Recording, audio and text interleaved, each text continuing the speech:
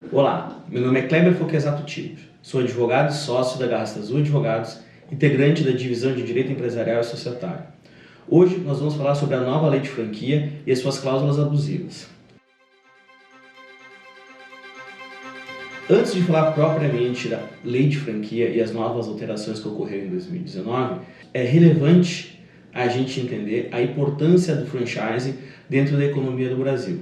Para a gente ter alguma noção de alguns dados, a gente trouxe aqui para vocês informações do impacto econômico. Analisando os números antes da pandemia, as franquias deram uma receita bruta de 186 bilhões de reais. Isso equivale em torno de 2,6% do PIB do Brasil. Basicamente, um crescimento de 4,7% da economia no ano de 2019. Veja qual é a importância do franchise dentro da economia brasileira.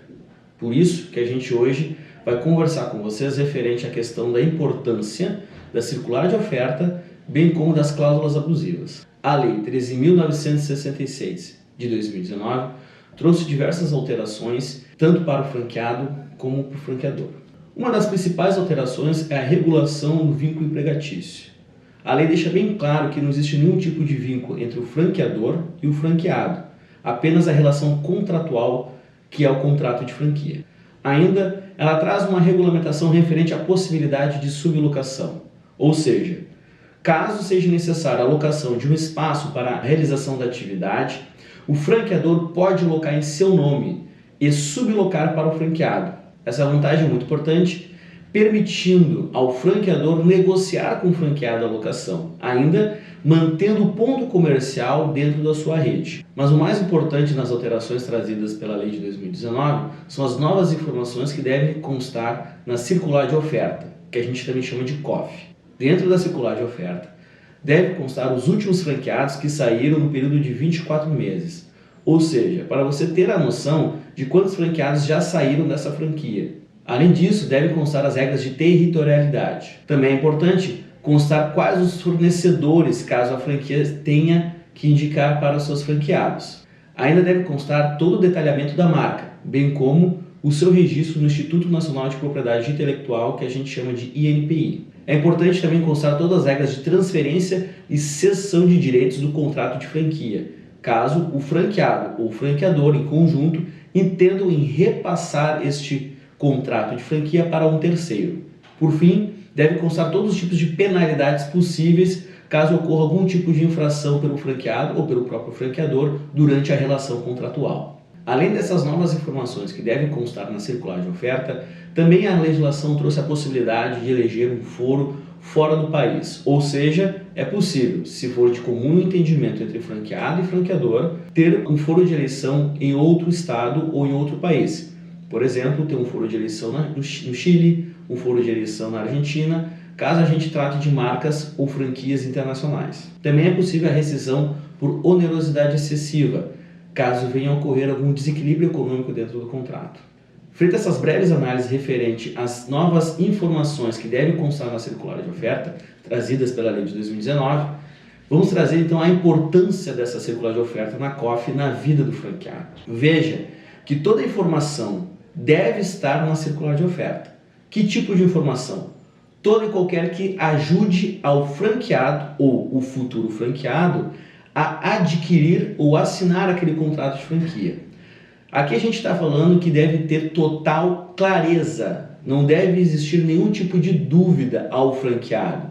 Essa é a intenção da circular de oferta, trazer segurança ao franqueado ao adquirir aquela franquia. Ou seja, o principal objetivo é clareza em todas as informações. É importante também destacar que essas informações têm que ser fidedignas, ou seja, não basta eu ter simplesmente o documento, a circular de oferta, entregar ao franqueado, mas o que estiver ali determinado e escrito não for cumprido, ou melhor ainda, não for fidedigno. Caso isso ocorra, o contrato de franquia é nulo, tendo em vista que o que embaseou a decisão do franqueado em adquirir aquela franquia não era verdade. Visto a importância da circular de oferta, vamos falar rapidamente de algumas cláusulas abusivas. Uma dessas cláusulas é a cláusula de não concorrência. Ou seja, o franqueado não pode, após o término de contrato de franquia ou mesmo uma rescisão ao longo do contrato, entrar no mesmo ramo. Muitas vezes essa cláusula de não concorrência ela tem uma certa abusividade. Podemos entender aqui pelo prazo de não concorrência. Por exemplo, o contrato prevê que, exterminado o contrato de franquia, o franqueado não pode atuar no mesmo ramo por um período de 20 anos ou mais. Há uma abusividade neste prazo, tendo em vista que nesses 20 anos o mercado pode mudar, sendo muito volátil. Logo, há uma abusividade neste prazo. Normalmente se estipula um prazo de 5 anos ou um pouco mais. O objetivo da cláusula de não concorrência é o franqueado, após o término da relação contratual com o franqueador ou uma rescisão durante a relação, não vá concorrer diretamente. Entenda-se que o contrato de franquia ele possui uma troca de informações constante entre franqueado e franqueador. O franqueador entrega para o franqueado todo o seu know-how. Logo, se eu tenho a rescisão contratual e entro no mesmo mercado, eu estou criando uma concorrência desleal. Por isso a importância dessa cláusula. Mas também temos que entender que ela não pode ser abusiva. Outra cláusula que pode ser muitas vezes considerada abusiva nos contratos de franquia é a cláusula de raio. Veja que o contrato de franquia pode permitir qual é a distância ou qual o raio que determinado franqueado pode atuar ou não. Muitas vezes esse raio pode ser estipulado por determinadas zonas ou também por estados.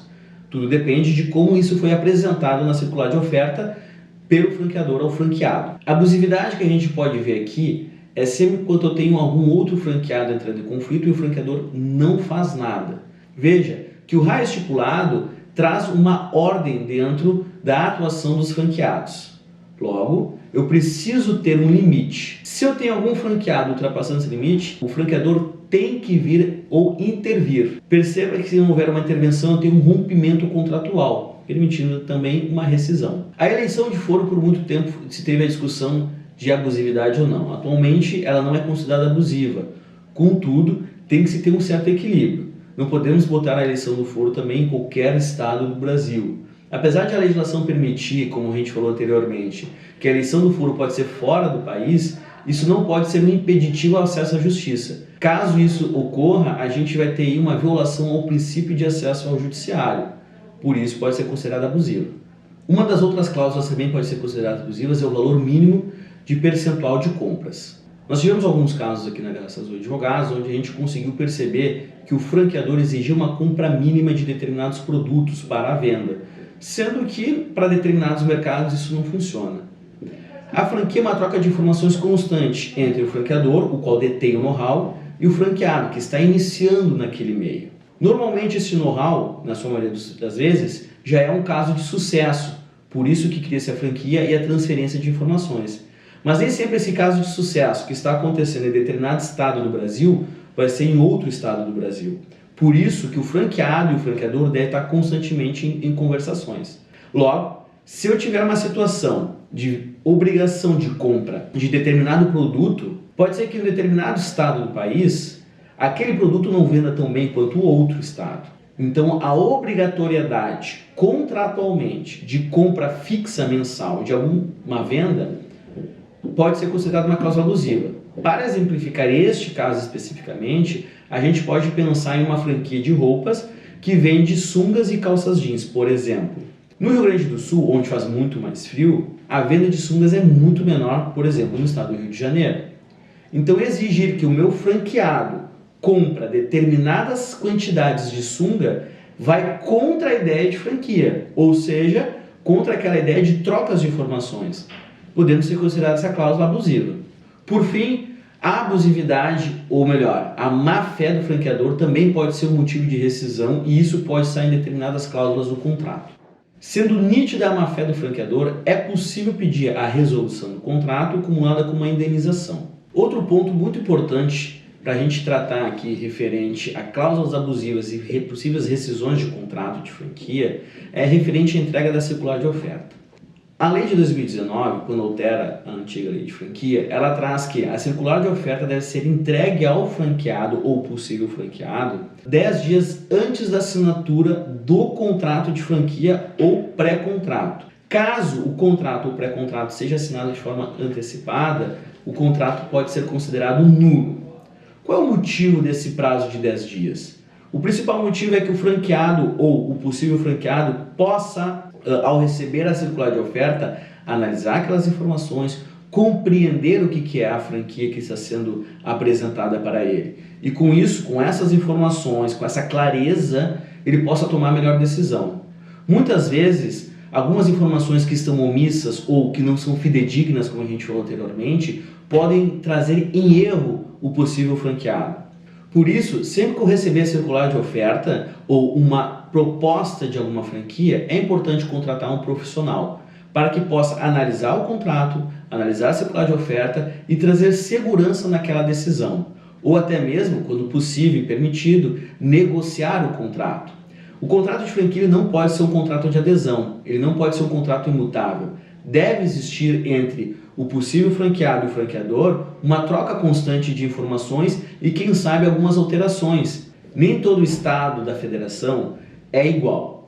É possível ter questões distintas e diferentes. É óbvio que a gente não quer mudar aqui, em uma negociação, o principal pilar da franquia, mas em determinados detalhes é interessante alterar. Caso tenha ficado com algum tipo de dúvida referente ao que nós conversamos aqui hoje, entre em contato com o nosso corpo jurídico e vamos conversar sobre o seu caso.